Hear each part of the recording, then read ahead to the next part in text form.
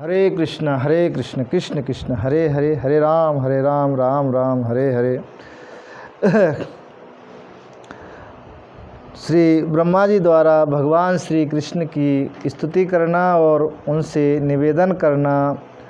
ब्रह्मा जी निवेदन करते हैं कि हे पुरुषोत्तम, हे सर्वशक्तिमान प्रभु, आपको यदुवंश में अवतार ग्रहण किए 125 वर्ष हो चुके हैं।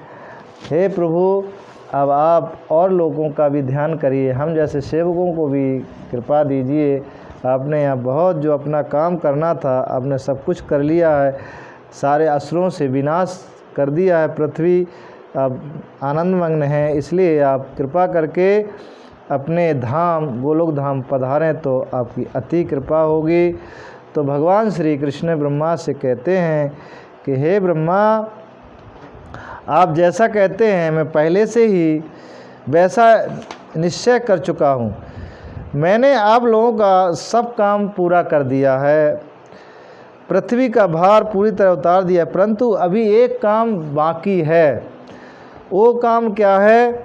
वह काम है कि यदुवंश बल विक्रम वीरता शूरता और धन संपत्ति आदि से इतना उन्मत्त हो रहा है कि सारी पृथ्वी को ग्रस लेने पर तुले हुए ये समस्त पृथ्वी को ही नष्ट कर सकते हैं। इसलिए मुझे एक काम करने दीजिए। मैंने वैसे ही इसे रोक रखा जैसे समुद्र को उसके तट की भूमि ने रोक रखा है, नहीं तो समुद्र सारा पृथ्वी को पानी पानी कर देगा। तो उसी तरह मैं ही जब तक हूँ इसलिए वो रुके हुए न, अन्यथा वो सारे पृथ्वी को सब नष्ट कर देंगे।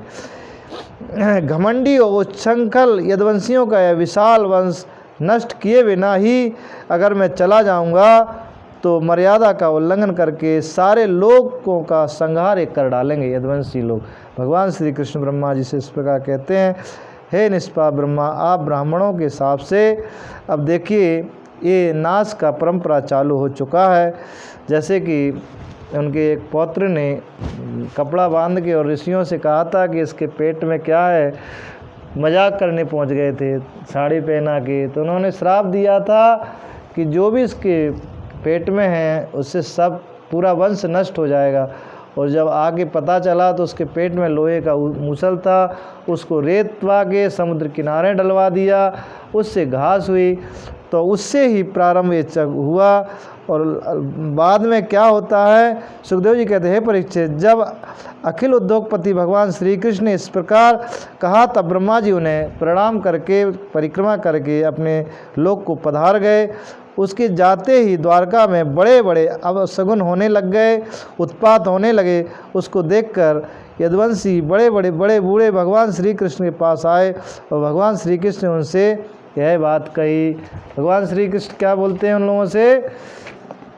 कहते हैं, हे गुरुजनों, आजकल द्वारका में जिधर देखिए उधर ही बड़े बड़े अपशगुन होकर उत्पात हो रहे हैं। आप लोग जानते ही हैं कि ब्राह्मणों ने हमारे वंश को ऐसा शाप दिया है जिसे टाल सकना बहुत मुश्किल है। मेरा ऐसा विचार है कि यदि आप लोग अपने प्राणों की रक्षा चाहते हैं तो हमें यहाँ नहीं रहना चाहिए। अब विलंब करने की आवश्यकता नहीं है, हम लोग आज ही परम पवित्र प्रभास क्षेत्र के लिए निकल पड़ते हैं, जहाँ भगवान ने अपना शरीर प्राणांत किया। और उसके बाद देखते हैं इनमें आपस में कितना झगड़ा हो। पहले झगड़ा करा के सभी पूरा वंश का उद्धार कर देते हैं। इसके बाद भगवान ने बहेलिया को बुला के कैसे कैसे उसको ने समझा कि कोई मृग है, और उन्होंने बहेलिया ने बाण मारा तो भगवान ने उसको बाद में आशीर्वाद दिया और अपने गोलोक धाम को गमन किया। एक परंपरा के अनुसार उन्होंने अपने जो बाली को मारा था, ऐसे लोग कहते हैं, लेकिन ऐसा कहीं प्रमाणिक नहीं आता है, लेकिन प्रायः लोग कहते हैं तो मैं मान जाता हूँ। कहते हैं कि वो बहेलिया जो भगवान ने छुप के राम ने उसको मारा था, तो वही बहेलिया को बुला के उसने बाण मारा।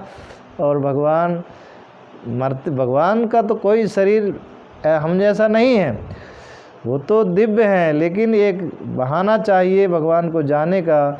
और उन्होंने जो उसके अंदर ये अपना बदले की आग थी उसको ही पूरा करने के लिए भगवान ने इस तरह से किया। और जब बहेली आया तो बहुत दुखी हुआ और बहुत रोया गाया। भगवान ने कहा कुछ नहीं, ये मेरी ही इच्छा से ऐसा हुआ है। और वो भगवान अपने गोलोक धाम को पधारे। तो इस तरह से उन्होंने पृथ्वी का हर तरह से राक्षसों से उद्धार करके इसको धर्म की मर्यादा स्थापित की। आज हम लोगों का सभी का कर्तव्य है कि किसी तरह इस पृथ्वी के जितने भी जीव हैं, जितने भी मनुष्य हैं, उनको सद्विचार सद्बुद्धि दें, उनको सद्विचार दें, जिससे कि वो सभी की रक्षा करके सभी की सेवा करते हुए। और आज भी मैं देखता हूँ बहुत सारे लोग राक्षस जैसे हो जा रहे हैं, एक दूसरे को मार रहे हैं, ये कर रहे हैं। ये सब राक्षस कुल के ही लोग हैं जो इस तरह का करते हैं, मारा पीटी करते हैं। वो मनुष्य नहीं है, उनके अंदर मनुष्यता हो ही नहीं सकती है। जो मनुष्य होता है वो तो एक चींटी को भी मारने में संकोच करता है। तो आज भी लगता है राक्षसों का बोलबाला होना चाहिए। हर युग में राक्षसों का बोलबाला रहा तो अब क्यों नहीं होगा। इसलिए जो सद्विचार वाले बुद्धिजीवी हैं उनको भगवान का भजन कराएं, लोगों को शिक्षा दें, समझाएं, व्यापार ना बनाएं, सत्संग और कथा को व्यापार ना बनाएं। प्रायः लोगों ने व्यापार बना रखा है, बहुत बड़ी दुख की बात है, जिसके कारण आज ना तो लोगों में श्रद्धा, न भावना, न भक्ति, न प्रेम, कुछ भी नहीं रह गया है। तो हमें सभी लोगों से यही है कि भगवान भागवत तो दिव्य ग्रंथ है, ये सब कुछ अपने आप देता है, लेकिन हमें इसको व्यापार ना बना के लोगों के कल्याण का बनाना चाहिए, जिससे लोगों का उद्धार हो। जन्म जन्मांतर से जो भटकते चले आ रहे हैं उनका उद्धार हो, भक्ति में आगे बढ़े। बस हमारा यही कहना है। हरे कृष्ण कृष्ण कृष्ण हरे हरे। और सभी लोग महामंत्र का जप करें, भगवान का जप करें, कीर्तन करें। हरे कृष्ण।